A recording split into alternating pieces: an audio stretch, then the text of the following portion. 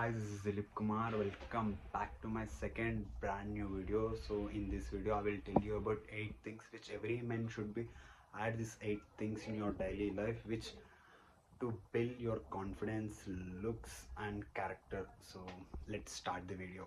So first one is your body language. ఎప్పుడైనా సరే కొందరు మనుషుల దగ్గర మనం కూర్చున్నప్పుడు కాలు ఊపడం, చేతులు ఊపడం, ఫేస్ పైన చేతులు పెట్టుకోవడం, హెయిర్ని ఇలా ఇలా అనుకోవడం, ఇవన్నీ ముంగట మనిషికి మనలో ఉన్న లో కాన్ఫిడెన్స్ని చూపిస్తుంది. సో అంతమంది ముంగట ఉన్నప్పుడు మంచిగా స్ట్రైట్గా కూర్చోవాలి, నీ బాడీని స్టేబుల్గా పెట్టాలి, స్టిల్ కూర్చోవాలి, కాన్ఫిడెన్స్గా మాట్లాడాలి. ఇట్లా ఉన్నావు అంటే that's it.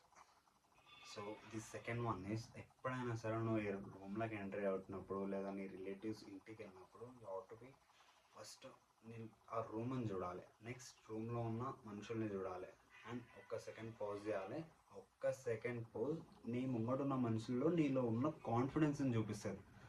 So then you have a. Third one is fragrance. Fragrance అనేది చాలా చాలా మెయిన్ రోల్ ప్లే చేస్తుంది మెన్స్లో కానీ ఉమెన్స్లో కానీ, బట్ ఇది మెన్స్ కాబట్టి మెన్స్ గురించి చెప్తాను. సో ఫ్రేగ్రెన్స్, నువ్వు ఎప్పుడైతే నీ బాడీ నుంచి గుడ్ స్మెల్ వస్తుందో మనుషులు అస్సలు నువ్వు ఏం మాట్లాడుతున్నావో గుర్తుపెట్టుకోరు. వాళ్ళ మైండ్లో ఒకటే, వాళ్ళ దగ్గరికి మనం వెళ్ళినప్పుడు వాళ్ళు ఎలా ఫీల్ అయ్యారో అది ఒక్కటే ఉంటుంది. సో ఇది very very important. The fourth one is dressing. Occasion బట్టి డ్రెస్సింగ్ వేసుకోండి, ఎందుకంటే డ్రెస్సింగ్ని బీట్ చేసే కాన్ఫిడెన్స్ ఇంకేది లేదు. డ్రెస్సింగ్ అసలు వేరే లెవెల్ కాన్ఫిడెన్స్ ఇస్తుంది. So try this. The fifth one is eye contact అనమాట. సో నువ్వు ఎప్పుడైనా జనాలతో మాట్లాడుతున్నప్పుడు నువ్వు అబ్జర్వ్ చేయి, నువ్వు ఐ కాంటాక్ట్ ఇస్తూ మాట్లాడినావు అంటే నీ ముంగట రియాక్షన్ బట్టి నీకు అర్థమైపోతుంది ఎంత నువ్వు కాన్ఫిడెన్స్గా మాట్లాడుతున్నావు. సో నెక్స్ట్ టైం జనాలతో ఎవరితోనైనా మాట్లాడుతున్నప్పుడు eye contact is more important. Eye contact ఇస్తూ మాట్లాడు, సెట్ అయిపోతుంది. Sixth one is tone.